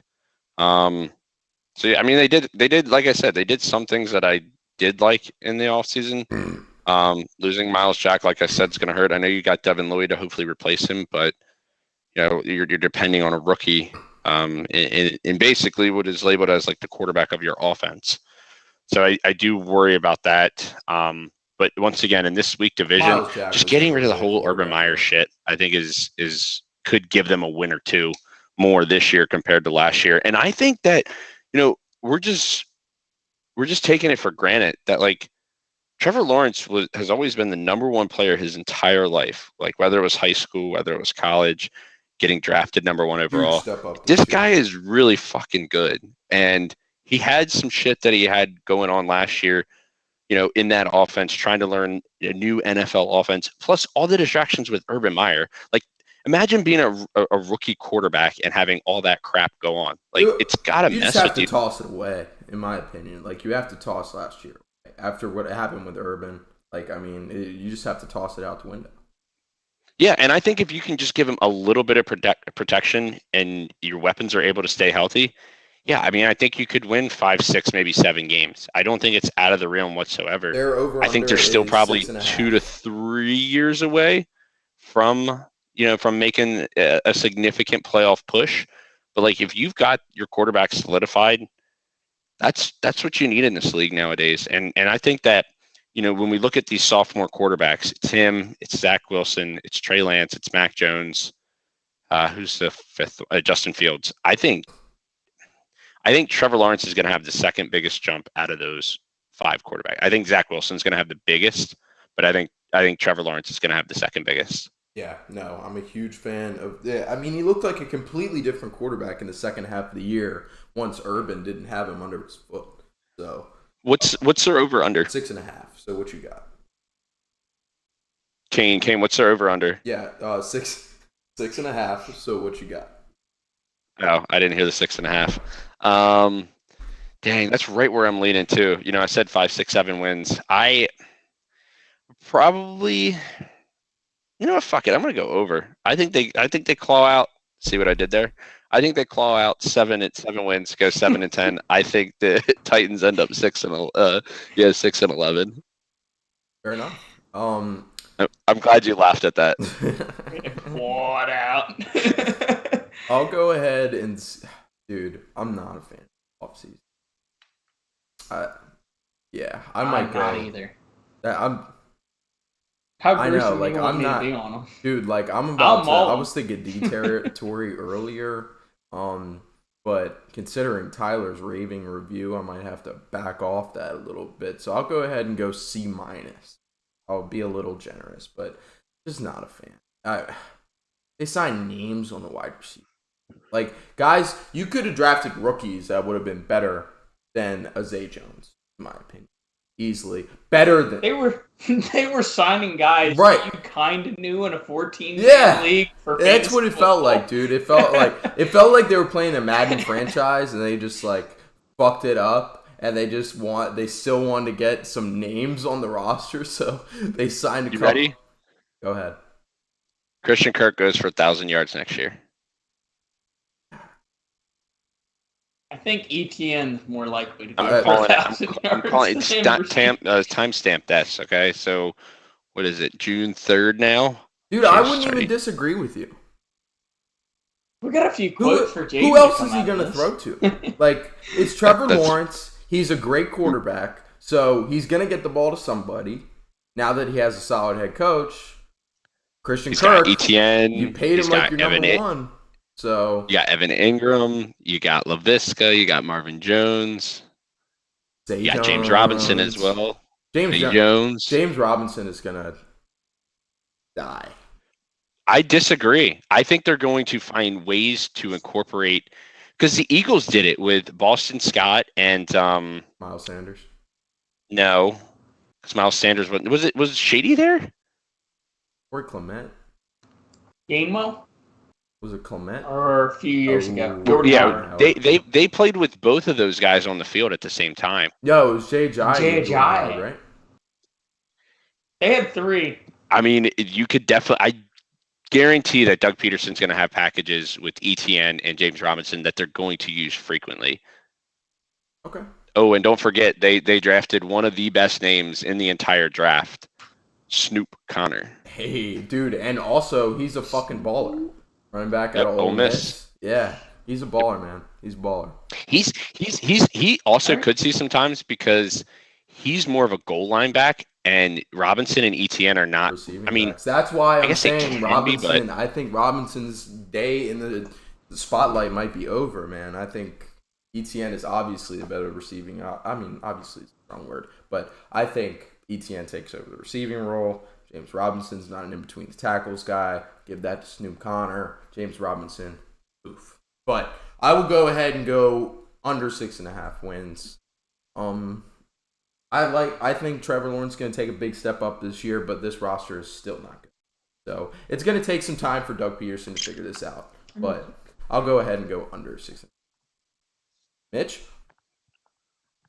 I'm going to need a minute here.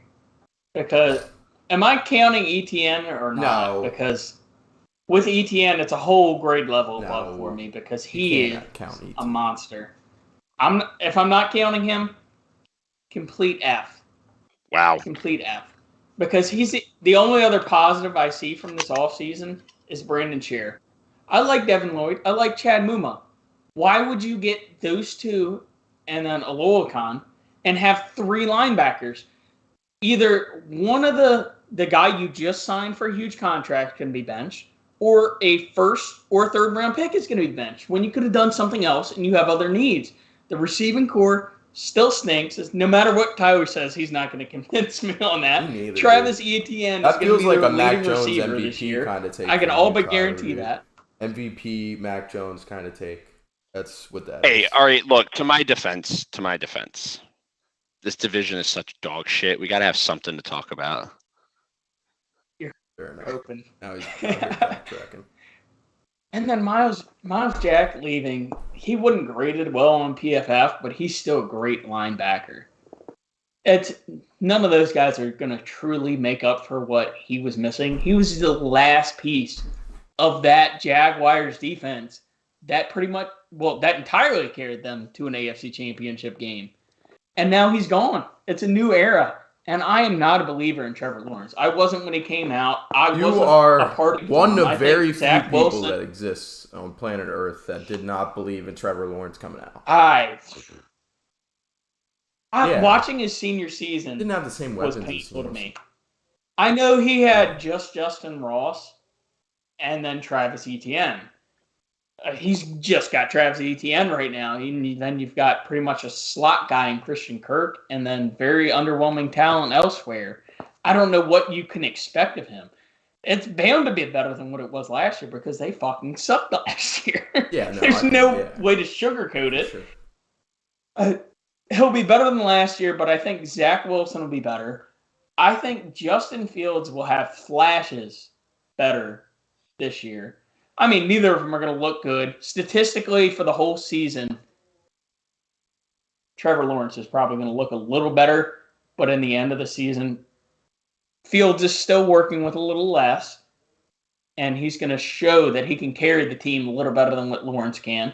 And Trayvon Walker, complete idiotic pick at number 1, not a true edge rusher, and you can't put him at linebacker because you have 3 freaking linebackers. And you're paying 2, one of them's a first round pay, one of them you just gave a huge contract, and then the other one in Chad Muma would be a complete waste of a third round pick when you need other Fair needs. enough. So you go F and under on the win total? F. Under 6.5? Oh yeah, definitively. All right. So what are we shooting for time wise for the Texans? 2 minutes. We can kind of bang that out pretty quick. I mean, I like the We'll Texans. brush over it. Let's say let's call it 5 to 10 minutes. Sorry about any Texans fans that were dying to hear our analysis on their offseason. We know they're rampant. Yeah, exactly. At 1:30 a.m. in the morning, I know the Texans fans are chomping at the bit to hear it, but we'll definitely cover it, but maybe not as much in detail. So, all right. On the Texans edition side, they bring in head coach Lovie Smith. They just promoted him. Within, obviously, Lovie had some history had some success with Chicago. Then he went over to college ball. Didn't really do too hot, especially at Illinois. Kind of shit the bed. But yeah, he's back as an NFL coach, NFL head coach. So kind of cool. I just like to see the old names come back. Like Lovie Smith just brings nostalgia. But also on the addition side, they're bringing wide receiver John Mechie, who we've mentioned, the side guy or the right-hand man to Jameson Williams in the Alabama offense last year before he got injured with an ACL tear. They also bring in guard Kenyon Green, which kind of was how early they drafted him was kind of not shocking, but kind of it was like, it was shocking. Yeah, so Kenyon Green went a lot earlier than a lot of people expected, but he is now a Houston Texan. And then they bring in Derek Stingley, which hats off, top 5 pick. And then they bring in safety Jalen Petrie, who also got some high praise from certain scouts. So, on the departure side, David Culley, who had a short 1-year stint in Houston where he was let go. Tyrod Taylor, he has departed. Where is Tyrod Taylor now? Giant. Yeah, I was going to say that's one time with the Giants. So Daniel Jones is about to be a superstar quarterback if they let Daniel Tyrod Jones, starting quarterback for the Tennessee Titans 2025. Shit, you're selling that. There we go. Linebacker Jake Martin also headed town, and safety Justin Reed is also headed out of town, which is definitely a big name. Who ended up signing with the Chiefs to replace Tyrann Mathieu. So, not much to say here, literally. Kenyon Green was a reach for sure. Love the Stingley pick. You just had to go the best available there because you're the Texans and you have so many problems. So you might as well go the best available. And Derek Stingley, huge prospect. So gotta like that. And I'm a huge fan of Mechie. I think once he comes back healthy, I think he's a dog, man. He's a dog. You put him by, and then Brandon Cooks, who's very quietly put up really solid production in Houston. He's going to take some attention away from John Mechie. So I like John Mechie this year. But outside of that, I was a fan of the Lovie Smith signing at first. But after conversations with you guys, I think I'm opinion a little bit. This ain't the same NFL that Lovie once knew. So you know what? I'm going to go ahead and dive into my fucking grade and my over-under right now, man. I'm doing it. I'm going all in. So let me find the Texans over-under. Yeah. So wait, we convinced you to not be a fan of Lovie and be a fan of Doug Peterson. Nice. Well done, pod guys. Ow. Yep. You guys Ow. Dude, I'm just... Honestly, I like this whole... Dude, I'm... How much worse could it have I'm looking through this from depth what they chart, were? and it's so fucking bad, man. It's literally like It's their better than best last player. year. Their best player on better this than depth last chart is year. a guy that wore a gas mask. Hey, he just sold it for he just sold it as an NFT and made a shit ton of money. So let's give my man Larry He's Tunsil donating the it respect to charity. on his name. Good on him. I mean, do you guys know who their starting running back is? David Johnson.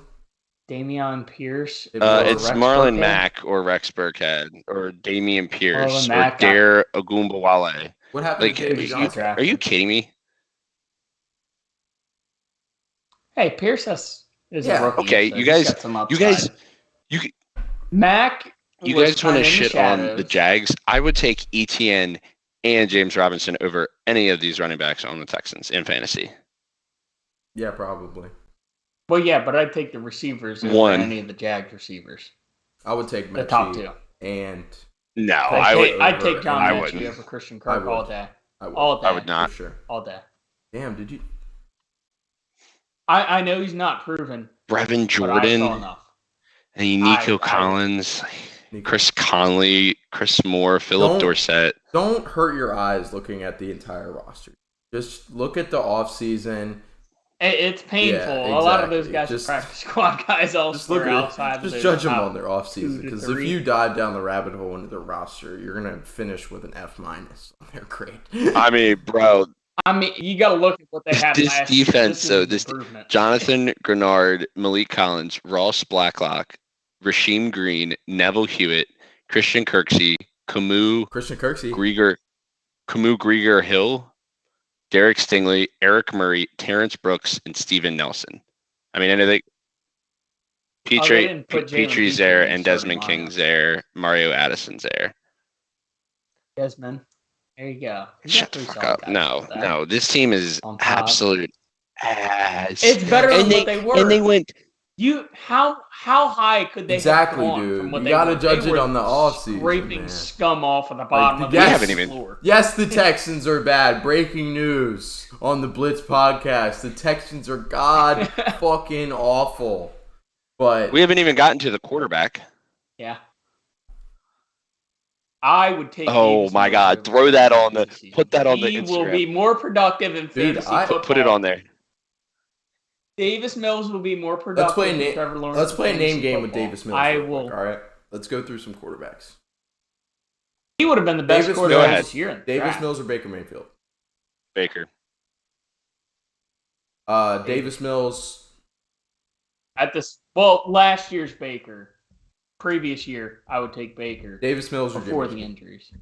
Jimmy G. Okay. Davis Mills or Daniel Jones? Daniel Jones. Davis Mills or Davis. Carson Wentz? Carson Wentz. I'm gonna say every single quarterback that you say Probably outside of Wentz. Davis Mills. I'm probably gonna say that quarterback. I think he is the worst starting quarterback in the Wow. NFL. Oh, you are hating. Yeah, He was dude. so Only good one in that- the second half. The last only year. one you He might was debate good. it, dude. Okay, you have to remember this is Sam Darnold. You have to remember this with the Texans is teams were up so much, and then they let the Texans back in because psychologically they did not get amped up and did not get ready for that game like they do other games because it's the fucking Texans.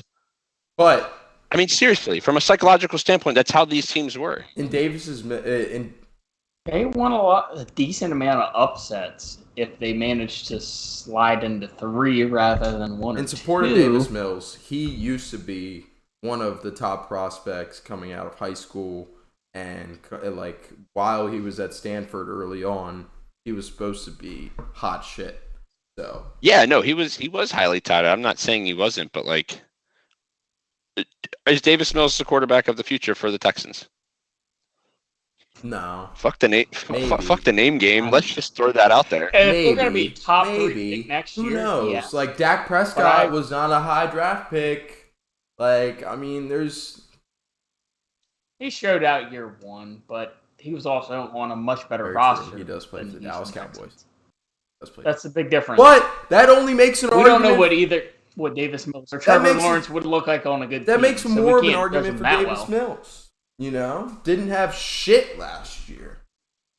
Right. Carrying the This is dumpster fire. also my thing is you said that how much worse can it get with them? They downgraded at head coach. I thought David Culley did it as a pretty incredible job, like you said, with what they He's a had. good- But it's just like if you're gonna move on from David Culley, I don't mind that. But you brought in old grandpa? Like this is your move? I won't tolerate any He's another serious bridge head Lovey coach. Smith. Let's be honest. I don't know. But I why- wouldn't stand for it. But Mitch, if you're gonna have the bridge coach, why not just stick with Culley again? Like, why are you going to Lovey Smith? Again? Because They're going to scapegoat him until they get like Ooh, that spin young zone. up and coming guy. Until they find someone that they can actually pull in there, because they couldn't get one of those big name guys like Dable, Staley, Salah. They couldn't get those guys because they had nothing going for them, because Deshaun Watson did they not got want rid to of be David there. Culley because David Culley did too good, too well. My bad for the grammar. He probably did. He Yes, did too well, for that and they team, yeah. saw That's what never he brought to the said. table, and they saw that the incline of what the team could go on with him there. That they're like, wait a minute, we can't be playing this well. We need to get the quarterback and coach of our future. So we need to bring somebody in that's going to help us get that number 1 pick. We can't be getting number 3 pick. We got to be getting number 1 pick. We got to beat out the other team in our division for the number 1 pick. That's how bad this division is. Slightly worse. How did the Texans hurt you, my friend? What did they do? Let me ask you this, guy. Let me ask this question for you guys real quick. Who had the best offseason in this division? The Colts. The Colts. Yeah, the Colts, and then I would say the Texans. I mean, the Texans had nowhere to go but up. Bro, this could they do division bad? is so fucking bad. You could sign pretty much anybody to this Houston Texans This team. division is so terrible, but yet we are sitting at the hour 40 mark. So yeah, good thing that we did this division at 1 What's the a.m. win You know, almost 2 a.m. This division, appropriate time. We're not missing any good live time. So, Seriously. the Texans, the win total is set at 4.5. So I will go ahead and give this offseason. I like Derek Stingley. I like John Mechie. Kenyon Green, obviously too early, but I mean he's a solid piece. He was a first-round prospect. And Jalen Petrie. I mean, I like what they did in the draft. They're setting themselves up. I mean, what are you gonna do? Like you got a total overhaul, so you could draft anybody. So you basically drafted best available Kenyon Green. I don't know about that, but got some good guys in the draft. Mitch, I'm all the way in with you on John Mechie. But I'll go ahead and give it a C+. I mean, it's pretty average. I'll give it above average for John Mechie and Stingley. And I'll go ahead and go over 4.5. That's really low. That means they'd have to win 5. I mean, they play the Bears. They play the Jags. Split. Twice. They play the Giants. They play the Commanders. Dolphins. Don't see them beating the Giants. AFC West. That's the thing is this whole division plays the AFC West. I'll go ahead. They'll be right on the line. You know what? I'll go under. I think they win 4 games. Tyler, what you got? So there's 16 games between the AFC West and the AFC South. Over under 12.5 that the AFC West wins.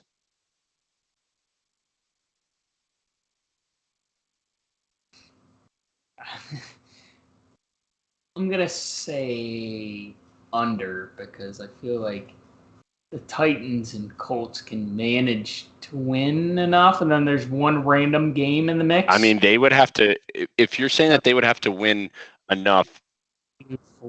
They need to win 4 games total. One for each team in the division, but if the Texans and Jags don't win a game, then the Titans and Colts each have to win 2. I think they can manage that. I feel like one of the teams will get exposed at some point, and they'll lose 11.5. Both teams. I'd probably put it right at 12 for the NFC West to win them all. That makes sense. Unless COVID comes back up and it's a situation like the Chargers had last year where our secondary was entirely deprived and we lost to the Texans. All right. Got our grades and our... I don't think that'll happen with COVID anyway, though. Fingers crossed. Yeah, no. The NFL is losing too much money. Right. What's your grade, Mitch? Yeah, what you got, Mitch? I'm actually going to say a solid B because what else could you do? You got the guy with all the upside in the world in Stingley. You got Petrie, who's solid upside. The only thing I didn't like they did this offseason was Kenyon Green, who they reached a lot for. But other than that, I think it's solid. And I'm going to put him right at 5 wins. Davis Mills is going to carry him. And he is going to lead the charge the to Jaguars 5 wins. I like it. Tyler? On the dot. I don't see much more. They're probably going to be right at 4 or 5. There's not high aspirations for this team. Fair enough. You just keep them afloat. If no matter how good Davis Mills is, if they go 5 wins, let's say they pick in the top 5 again next year, are you moving on from him? If you have a chance to get Stroud or Young? Yeah, of course. I'd go Will Anderson. They need that pass rush. You definitely. If you have a shot at a if Davis Mills can carry this team to 5 wins, he's Davis obviously Mills, he's I've been singing the praises. He's not a franchise guy. If you can drag this roster to 5 wins, you are deserving. Yeah, but when you can get more years. like basically certified franchise guys in Stroud. A generational talent. Right, exactly. I mean, you can't. The Ohio State's guys always have an asterisk because Justin Fields is the only guy that's even semi-worked out at this point, and he hadn't worked out at all yet, just because he has aspirations. Then you have Bryce Young, who's kind of undersized. The undersized guys are kind of fading off again. You're looking at more of the Josh Allens and Justin Herberts of the world again at this point, expanding athletically. It's not the immobile tall guys. It's the mobile tall guys really thriving in this league now. It's just weird. Unless someone really emerges, I don't know. Or unless Bryce Young really proves, like he did this past year, that he is probably the best quarterback in college football. Dude, CJ Stroud, I think, is going to be incredible. I know that there's the slander against the Ohio State quarterbacks, but like at some point in time, you can't worry about what's been there in the past. Like Ohio each quarterback State quarterbacks have been good. It's no longer Urban Meyer here, so that Ohio probably State helps a quarterbacks lot. have been good. CJ Stroud was pretty much great this year. So Yeah, I mean he does. He is throwing to a guy that's going to get drafted in probably the top 10, which He was throwing to 3 guys that should have been drafted right around the top 10. Jackson, Smith, and Jiva is probably he's gonna the be best out top of the 10. 3. Wilson was 10. And then Olave was 12. I mean, you look at that loaded of a wide receiver class, you got to imagine a lot of it's due to who he had, not what he is. fair enough. The other quarterbacks, Tyler Van Dyke, Anthony Richardson, and your boy Kane. Will Levis. Yes, sir. Will Levis, the Dude. former Penn State Nittany Lion. He's being mocked in the top 10, dude. I could see it. He really does have that. Like, I'm not seeing Josh Allen out of him right now, but he definitely plays like a Josh Allen. Like, I'm not nearly saying that he's Josh Allen yet, but he plays like a Josh Allen. And I bet if you were to compare tape from him at Wyoming and Will Levis last year, it'd be pretty similar. So B- for me. Decent draft. I thought the Stingley pick was a good pick. I thought that the Petri dish. Woo, man, it is 12:45, isn't it? The Petri Holy pick. shit. The Petri pick. Holy shit. I thought the Petri pick was very solid as well. Kenyon Green, absolute reach in my opinion. You can't take that guy that high. Just got to wait for that Green, Petri Levis. dish to ferment. Exactly. It'll grow. Exactly. Outside of that, though, I mean, like Dameon Pierce, Christian Harris. I know Mechie is there. They're like Yeah, solid I mean, guys. I think their draft I'd college probably games. give like a B or a B plus, and then their offseason I'd probably give like a C plus, maybe a C. So I'm putting them right in that B- range. Like I said, man, I was reading off that depth chart. No room to go I but mean, up. Come on. it depends on what your vision of up is, because I think they would like to get the number 1 pick next year, not the number 3 pick. You guys, the Chargers are the reason they didn't get the number 1 pick this year. Intentionally tanked. You intentionally missed the playoffs. Just so we could get Zion Johnson instead of something Yep, in like just the 20s. tanked to miss the playoffs. That's what the Chargers did. But yeah, man, I'm not impressed by any team in this division. I mean, I'll ride with my Jags. I'll say the Jags get 6 or 7 wins, but for the majority of this division, I mean, where does this division rank out of the 8? I think it's dead last. And Dead last. It's not even. Out of the AFC, no, I it's think dead in last. football, I think it's dead last. I don't even think it's close, to be honest. I would take NFC East. I would still take the Eagles over any team in this division. I would probably take the Cowboys. I mean, you probably still have 2 bottom 5 teams in the NFL. Are you? Yeah, and then- what is and your then- fucking problem? The Colts What and Titans can is win your any fucking given Sunday problem? just because Are they you are calling the power Commanders running. one of the 2 bottom teams in the NFL? No. He's saying the Jags and Texans. No, I was saying that about the South. I was like, what the fuck is your problem? I was like, No, and the thing that the reason too far off, Mitch but made a not good point there. The reason that they're the bottom team in compared to like the NFC East is like the NFC East might not have that big time top heavy team like the Bucks or the Packers or the Rams like the rest of the teams in the NFC, but top to bottom they're pretty solid. They're pretty similar. Like you could make a case. I would say the Giants are probably the 4th place team, but you could make a case that the Cowboys, Eagles, or Washington, any of those 3 wins the division, and I wouldn't be surprised by it. Whereas in the AFC South, it's basically a two-horse race. I mean, I'm going out on a limb saying the Jags are going to finish ahead of the Titans, but it's really between the Titans and the Colts for this division. And neither team really has promise, whereas I think like the Eagles or the Cowboys or the Commanders have much better of a chance to win a playoff game than either the Titans or the Colts. Like, I just don't see any promise with this division moving forward. And to be honest, does next year change much? Does the year after change much? I mean, we're looking at the next 2 to 3 years.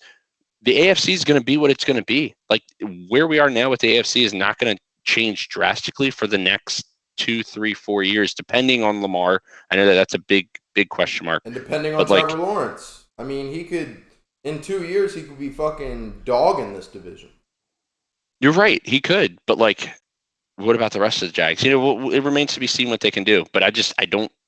Where I see the rest of these teams in the AFC, I mean, Chiefs, Chargers, Raiders, Broncos, I'd probably say are all better than the teams in this division. Maybe make the case for the Colts to be better than one, maybe two of those, but I don't really see it. Same with the Browns, Bengals, Ravens, and same, honestly, with the Bills and maybe even the Dolphins now. Like, that's 1, 2, 3, 4, 5, 6, 7, 8, 9. That's 9 teams right there that I would put ahead of the best team in this division. Yeah, for sure. I mean, I can't believe we just did a rank these offseason. Good.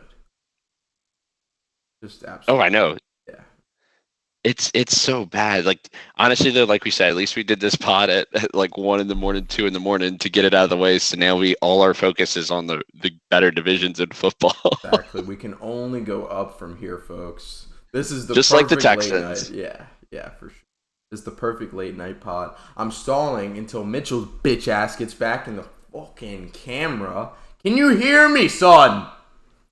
I guess not, but got a good look at his ducks there. But I guess we'll kind of lay out there he is. But I think that just about does it for this episode, ranking the off seasons on the dismal AFC South. But it only goes up from here, like Tyler said. Like the Texans, it only goes up from here. So watch one of these teams like win the fucking Super Bowl this year. You know, with all the shit we're talking. Texans. Hey, the Bengals. Superman. The Bengals.